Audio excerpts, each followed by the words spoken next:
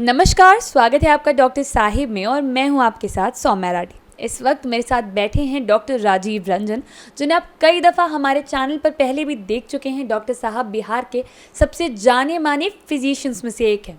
आज हम डॉक्टर साहब से जॉन्डिस के मरीज़ों की तरफ से आए कुछ खास सवाल लेकर बैठे हैं। ये जानने की कोशिश करने वाले हैं कि जॉन्डिस के मरीज़ के लिए क्या खाना सही और क्या खाना गलत हो सकता है। सबसे पहले डॉक्टर साहब नमस्कार, बहुत बहुत स्वागत है आपका। बहुत बहुत धन्यवाद। डॉक्टर साहब, एकदम सीधा सीधा सवाल यही करना चाहूँगी कि जॉन्डिस के मरीज़ क्या खाएं और क्या ना खाएं। सौम्या जी, जॉन्डिस में जैसा मैं कह रहा हूँ आपको, जॉन्डिस चाहे वो हेपेटाइटिस ए हो, चाहे बी हो, सी हो, डी हो, ई हो, मतलब कई तरह के जॉन्डिस हैं। जब किसी भी जॉन्डिस में खान पान में कोई विशेष परहेज की ज़रूरत नहीं है।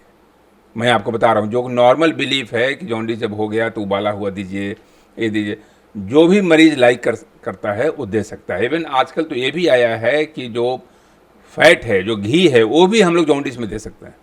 तो इसलिए जो ग्रामीण जो परिवेश में जो पढ़ाया हुआ है, चाहे जो दिमागों में जेहन में भरा हुआ है, वो हर आदमी वो मूढ़ी, पपीता और उबला हुआ खाना, ठीक है, सुपाच्य खाना खाना है, बहुत गरिष्ठ भोजन नहीं करना है, क्योंकि वो आपका लीवर ही जो मेन मेटाबॉलिज्म का सेंटर है।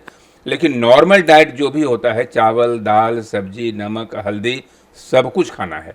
जो आपको पसंद है जितना खाइएगा, जितना भूख होगा खाइएगा, लीवर का सपोर्ट उतना ही अच्छा रहेगा। जॉन्डिस सेल्फ लिमिटिंग डिजीज है।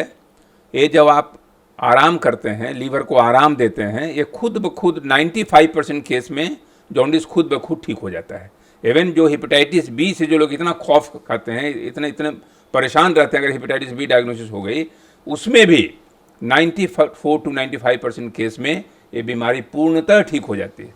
एक ही चीज़ खाने का ध्यान रखना है सौम्या जी, खाने और पीने जो आप बता रही थी कि अल्कोहल का एक ड्रॉप नहीं लेना है।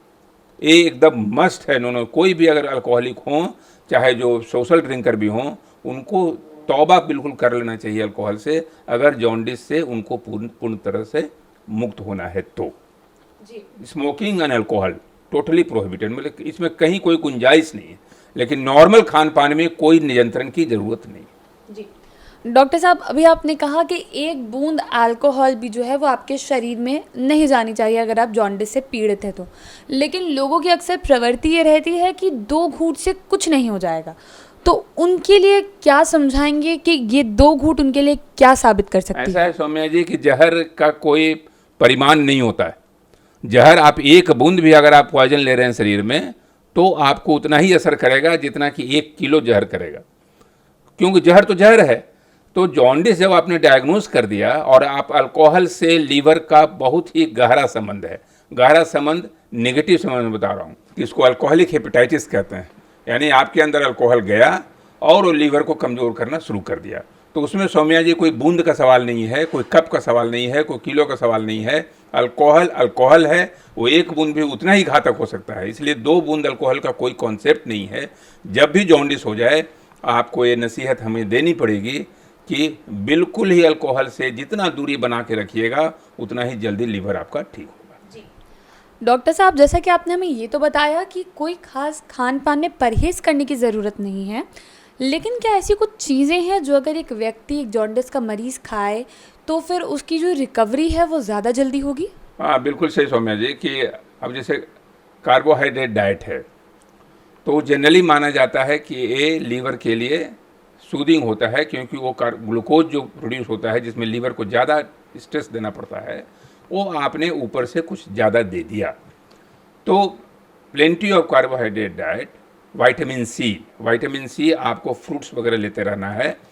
तो फ्रूट्स का जितना सेवन करेंगे, ग्लूकोज करें, केवल ग्लूकोज ऊपर से नहीं पीते रहना है, बल्कि मैं कह रहा हूँ कार्बोहाइड्रेट का जो सोर्स है वो लेते रहना है।